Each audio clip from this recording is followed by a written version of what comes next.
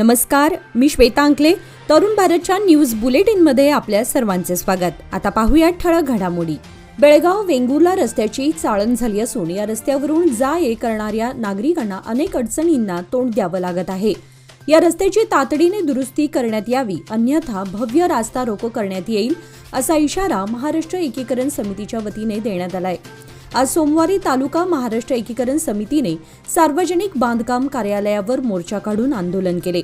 या रस्त्याच्या दुरुस्ती संदर्भात अधिकाऱ्यांना निवेदन सादर करण्यात आले असून येत्या 8 दिवसात रस्त्याची दुरुस्ती करण्यात आली नाही तर भव्य रास्ता रोको करण्यात येईल असा इशारा यावेळी देण्यात आला.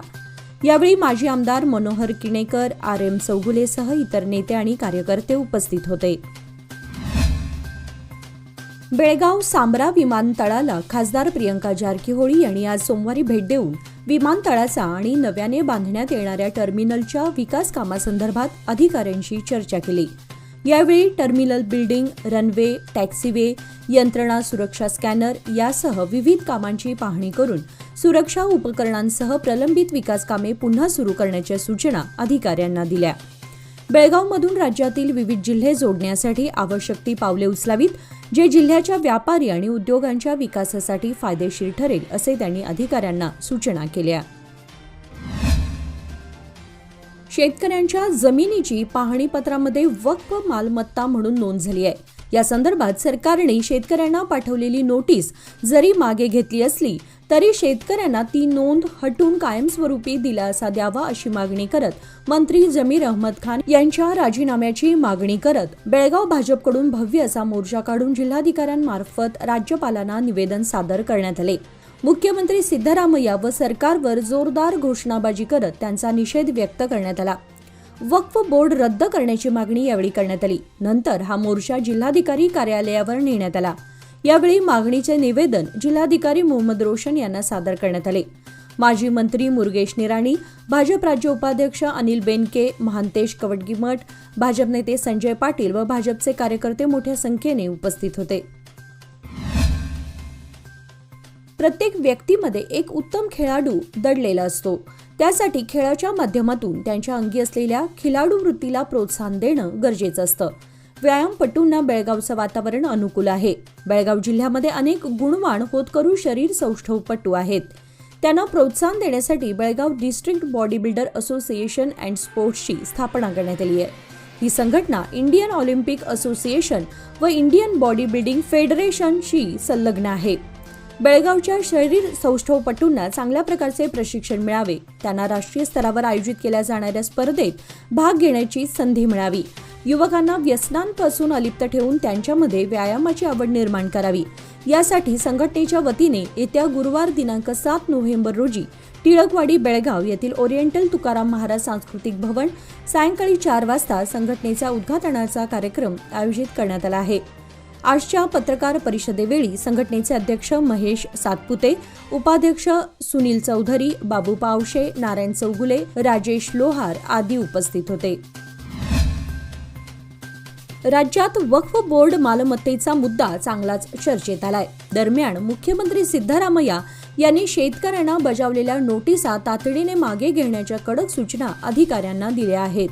मुख्यमंत्री सिद्धरामय्या यांनी महसूल, अल्पसंख्याक कल्याण विभाग आणि वक्फ बोर्डाच्या वरिष्ठ अधिकाऱ्यांसोबत दीर्घ बैठक घेतली. यावेळी त्यांनी वक्फ बोर्ड जमिनीच्या संदर्भात नुकत्याच झालेल्या घडामोडींबद्दल तीव्र नाराजी व्यक्त केली. तसेच काही अधिकाऱ्यांनी नोटीस देऊन केलेल्या कारवाईबद्दलही संताप व्यक्त केला. मुख्यमंत्र्यांनी अधिकाऱ्यांना या प्रकारच्या त्रासाचे कारण होऊ नये अशा कडक सूचना दिल्या आहेत.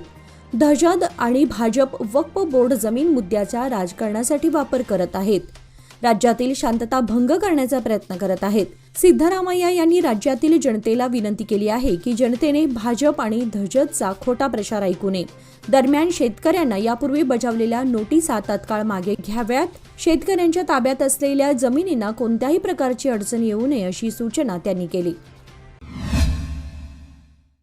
राज्य शिक्षण व प्रशिक्षण संस्था पुणे, जिल्हा शिक्षण व प्रशिक्षण संस्था कोल्हापूर आणि पंचायत समिती चंदगड यांच्या संयुक्त विद्यमाने आयोजित नवनियुक्त शिक्षक प्रशिक्षण कार्यक्रमाचे उद्घाटन यशवंतराव चव्हाण महाविद्यालय हलकर्णी येथे मोठ्या उत्साहात पार पडले. हा प्रशिक्षण कार्यक्रम 4 ते 10 नोव्हेंबर 2024 दरम्यान आयोजित करण्यात आला आहे. उद्घाटन सोहळ्याला प्रमुख मार्गदर्शक म्हणून सुमन सुभेदार, आरबी गावडे, सुनील पाटील आदी उपस्थित होते. या कार्यक्रमामध्ये 89 नवनियुक्त शिक्षकांनी सहभाग घेतला. टिळकवाडी बेळगाव येथील ठळकवाडी हायस्कूलच्या 1993-94 सालच्या इयत्ता 10वीच्या माजी विद्यार्थ्यांचा स्नेहमेळावा रविवार दिनांक 3 नोव्हेंबर 2024 रोजी शाळेच्या प्रशस्त हॉलमध्ये अत्यंत उत्साहाने संपन्न झाला.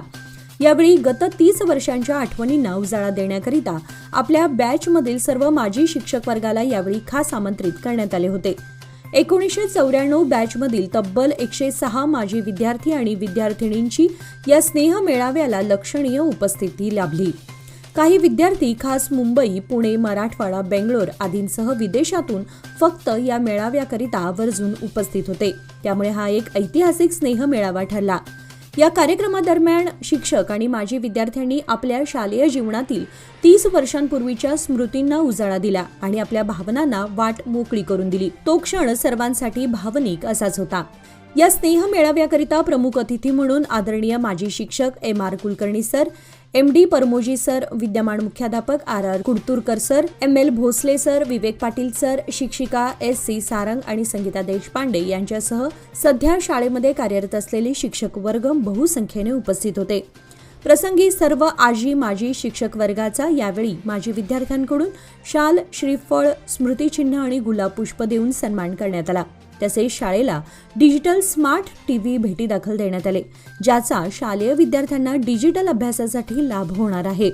हा कार्यक्रम यशस्वी करण्यासाठी सर्व माजी विद्यार्थ्यांनी अथक परिश्रम घेतले. महाराष्ट्र विधानसभा निवडणुकीच्या अर्ज माघारीचा आजचा शेवटचा दिवस होता. चंदगड मतदारसंघातून 8 जणांनी सोमवारी माघार घेतली असून 17 जण निवडणुकीच्या रिंगणात आहेत. अखेर शिवाजी पाटील यांनी महायुती तर महाविकास आघाडीत विनायक पाटील यांनी बंडखोरी केल्याने महायुती व महाविकास आघाडी समोर मोठा आव्हान उभा ठाकला आहे. महाविकास आघाडीचे नेते गोपाळराव पाटील व महायुतीचे संग्राम कुपेकर यांनीही माघार घेतली असून तर अपक्ष सुष्मिता राजेश पाटील, मनीषा मानसिंग खोराटे, केदारी यल्लाप्पा पाटील, नारायण राणे वाईंगडे, अण्णासाहेब विनायक पाटील, प्रकाश राजाराम कांगले यांनी निवडणुकीतून माघार घेतली असून यामध्ये विद्यमान आमदार राजेश पाटील यांना महायुतीकडून तर जनस्वराज शक्ती पक्षाकडून मानसिंग खोराटे तर महाविकास आघाडीकडून डॉक्टर नंदिनी बाभुळकर तर अपक्ष म्हणून शिवाजी पाटील व विनायक पाटील यांनी बंडखोरी करत आपली उमेदवारी कायम केली आहे. बैलहोंगल शहराच्या आश्रय वसाहतीतील शाळेच्या मैदानात पूर्व वैमनस्यातून तीक्ष्ण हत्यारांनी भोसकून युवकाची निर्घृण हत्या करण्यात आली. बैलहोंगल पोलीस स्थानकाच्या हद्दीत रविवारी रात्री उशिरा ही घटना घडली. रवी तिम्मण्णावर वय 23 राहणार आश्रय कॉलनी बैलहोंगल असं खून झालेल्या तरुणाचं नाव आहे. रात्री उशिरा 13हून अधिक हल्लेखोरांनी त्याच्यावर हल्ला केला.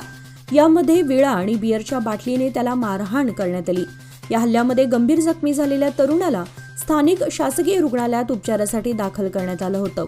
उपचार कुचकामी ठरल्याने रक्ताच्या थारोळ्यात बेशुद्ध पडलेल्या तरुणाचा मृत्यू झाला. घटनेच्या ठिकाणी बैलहोंगल पोलिसांनी भेट देऊन अधिक पाहणी केली. नंदगड येथे तरुण मंडळाची स्थापना करून प्रतिवर्षी कबड्डी सामने भरवून नवोदित खेळाडूंना प्रोत्साहन देण्याचे काम गेली 65 वर्षे अविरतपणे सुरू आहे. या मैदानावर खेळलेले अनेक खेळाडू राज्य व राष्ट्रीय स्तरावर चमकले आहेत. नंदगड तरुण मंडळाने तन मन लावून काम केल्यामुळे त्यांना नेहमीच आर्थिक सहकार्य मिळाले. त्यांच्या कार्याचा निश्चितच समाजातील अन्य खेळाडूंवर चांगला परिणाम होणार असल्याचा विश्वास आमदार विठ्ठल हलगेकर यांनी व्यक्त केला. नंदगड येथील तरुण मंडळ आयोजित 65व्या दीपावली क्रीडा महोत्सवाचे उद्घाटन आमदार विठ्ठल हलगेकर यांच्या हस्ते झाले. अध्यक्षस्थानी तरुण मंडळाचे अध्यक्ष PK पाटील होते. खानापूर तालुका भाजपच्या वतीने काँग्रेस सरकारच्या विरोधात वक्फ कायद्यात दुरुस्ती तसेच शेतकऱ्यांच्या उतार्यावर वक्फ बोर्डाचे नाव दाखल झालेल्या विरोधात मोर्चा काढून तहसीलदारांना निवेदन देण्यात आले. तसेच तातडीने कायदा मागे घ्यावा आणि उतार्यावर दाखल झालेली नोंद रद्द करावी अशा आशयाचे निवेदन यावेळी देण्यात आले. येळ्ळूर येथे महाराष्ट्र राज्य फलक प्रकरणी सोमवारी न्यायालयात सुनावणी होती. 29 कार्यकर्त्यांची सुनावणी होणार होती. सर्व आरोपींचा जबाब नोंदवण्यात येणार होता, परंतु 9 आरोपी गैरहजर असल्यामुळे त्यांना वॉरंट जारी करण्यात आले. आरोपी गैरहजर राहिल्याने पुन्हा एकदा सुनावणी पुढे ढकलण्यात आली आहे. महाराष्ट्र राज्य फलक हटवल्यानंतर झालेल्या घटनेमध्ये 30 आरोपींचा समावेश होता. यापैकी 9 आरोपी सोमवारी न्यायालयात गैरहजर राहिले. मारुती अष्टेकर, जयवंत टकेकर, सदानंद पोटे, प्रशांत टकेकर, बाळू धामनेकर, रजत संभाजीचे, कपिल भोवी, बसवराज कलमठ, अतुल मुचंडी हे 9 जण गैरहजर होते. त्यामुळे आता पुढील सुनावणी 16 नोव्हेंबर रोजी होणार आहे. आरोपींच्या वतीने ॲडव्होकेट श्यामसुंदर पत्तार, ॲडव्होकेट हेमराज बेनसन्नावर, ॲडव्होकेट श्याम पाटील यांनी काम पाहिले. आणि याचबरोबर आजचे बातमीपत्र इथे संपले. अधिक माहिती आणि ताज्या घडामोडींसाठी पाहत रहा तरुण भारत न्यूज चॅनल. तसेच आमच्या चॅनलला लाईक, शेअर आणि सबस्क्राईब करायला विसरू नका. आणि विश्वासार्ह बातम्यांसाठी दररोज वाचा दैनिक तरुण भारत. धन्यवाद.